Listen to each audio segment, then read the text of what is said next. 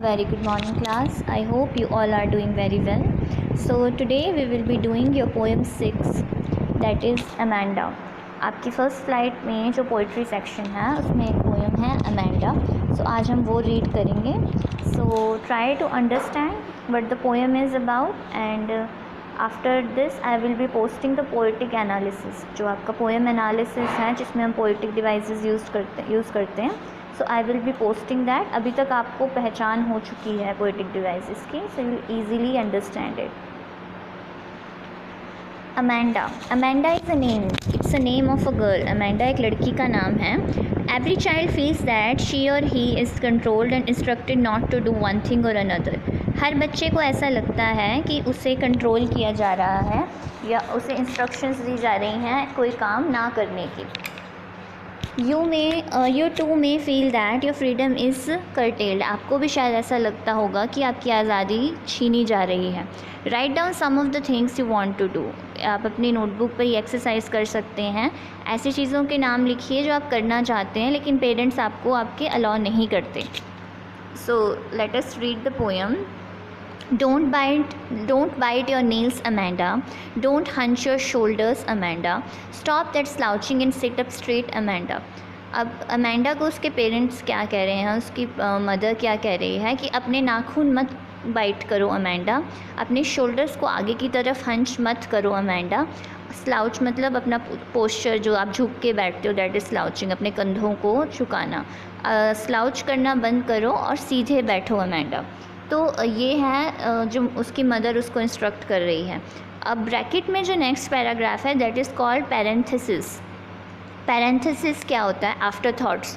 ये ब्रैकेट में जो हैं ये अमेंडा के आफ्टर थाट्स हैं. ये बात सुनने के बाद अपनी मदर की उसके दिमाग में क्या आ रहा है वो ब्रैकेट में गिवन है. There is a languid emerald sea where the sole inhabitant is me, a mermaid drifting blissfully. अब वो क्या सोच रही है कि एक बहुत ही लैंग्वेड मतलब रिलैक्स्ड ग्रीन कलर का समुद्र है जहाँ पर इकलौती इनहेबिटेंट, इकलौती रहने वाली मैं हूँ. और वो खुद को किससे कंपेयर कर रही है? मरमेड. मरमेड एक मिस्टिक क्रिएचर होता है जिसमें जो अपर बॉडी है that is of a human girl and जो लोअर बॉडी है वो एक फ़िश की होती है. तो वो अपने आप को मरमेड से कंपेयर कर रही है जो कि ड्रिफ्ट कर रही है ब्लिसफुली, जो कि तैर रही है बहुत ही आराम से.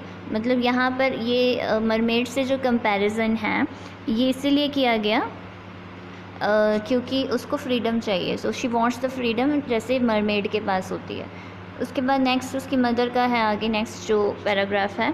Did you finish your homework Amanda? Did you tidy your room Amanda? I thought I told you to clean your shoes Amanda. क्या तुमने अपना होमवर्क पूरा किया Amanda?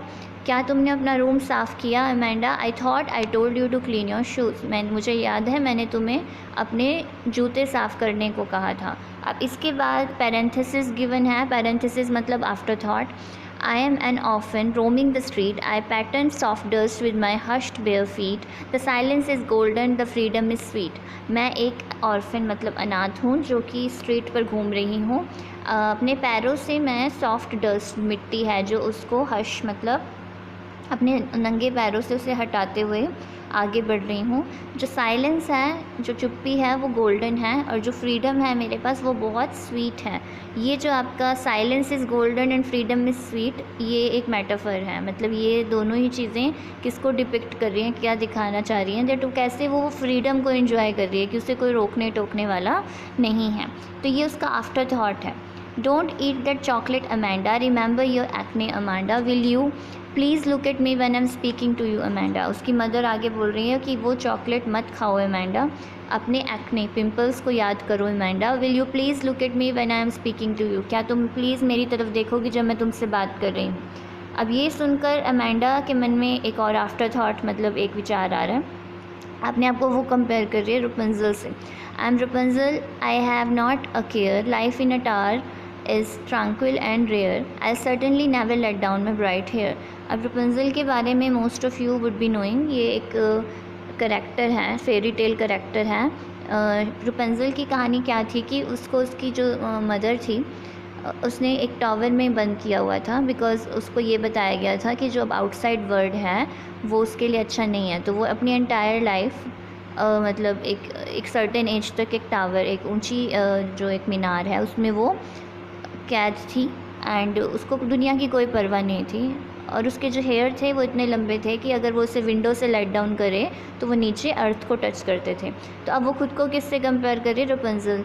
I am Rapunzel, I have not a care, मेरे पास चिंता करने को कुछ नहीं है। जो टावर में लाइफ है वो बहुत शांत और बहुत यूनिक है और मैं अपने ब्राइट सुंदर बालों को कभी भी नीचे नहीं उतारूँगी।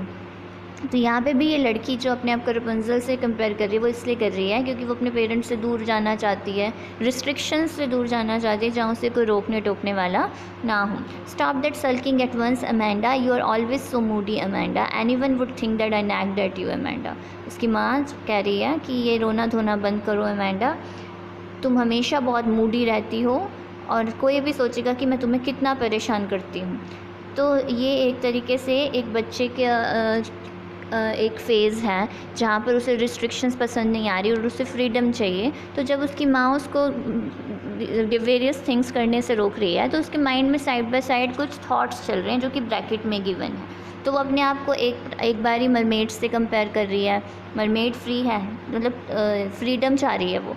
सेकेंड टाइम वो एक ऑर्फन से कंपेयर कर रही है, मतलब वो खुद को इमेजिन कर रही है कि वो एक ऑर्फन है, अनाथ है, क्योंकि वहाँ पे भी सेम कि उसे रोकने टोकने वाला कोई नहीं है।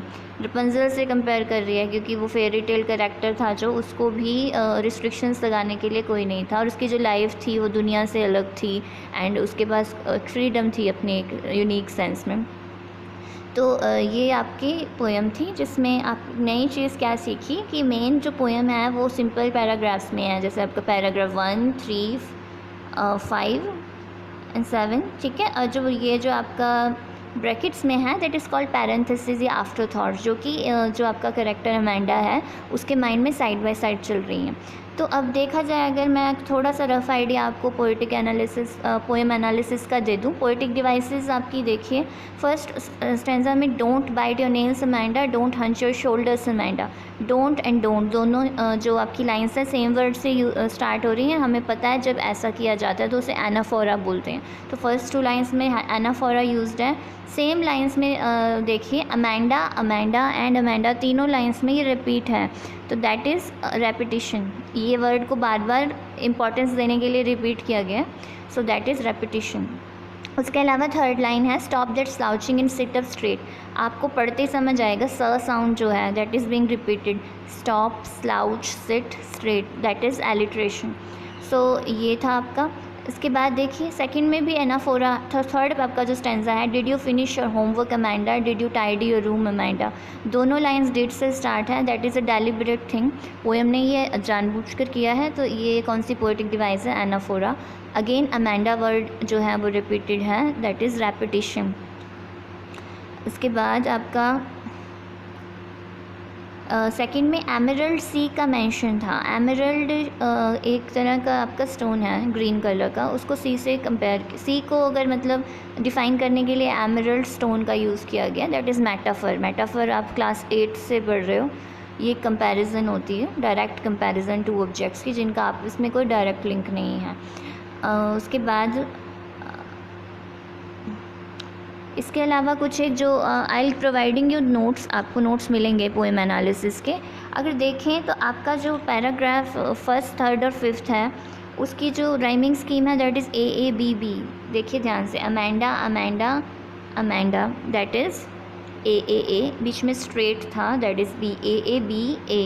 और जो आपका सेकेंड, फोर्थ और सिक्स्थ पैराग्राफ है उसमें सी, मी, ये देखिए ये ई की साउंड ही है। यहाँ पर देखिए नीचे वाले में जो सेकंड पैरेंथेसिस है, स्ट्रीट, फीट, स्वीट, सबकी साउंड सेम है, तो आपकी राइमिंग स्कीम रहेगी CCC।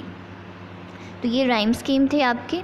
इसके अलावा एलिट्रेशन काफ़ी जगह यूज्ड है। I will be providing you where, कहाँ कहाँ आपका एलिट्रेशन यूज्ड है। रेपिटिशन आपको समझ आ चुका है। एल्यूज़न यूज्ड है अगर आप एक नई बात करें, एक नई पोएटिक डिवाइसेस का। यहाँ पे मरमेड का मेंशन है, रपुंज़ल का मेंशन है, ये दोनों ही करैक्टर्स हैं।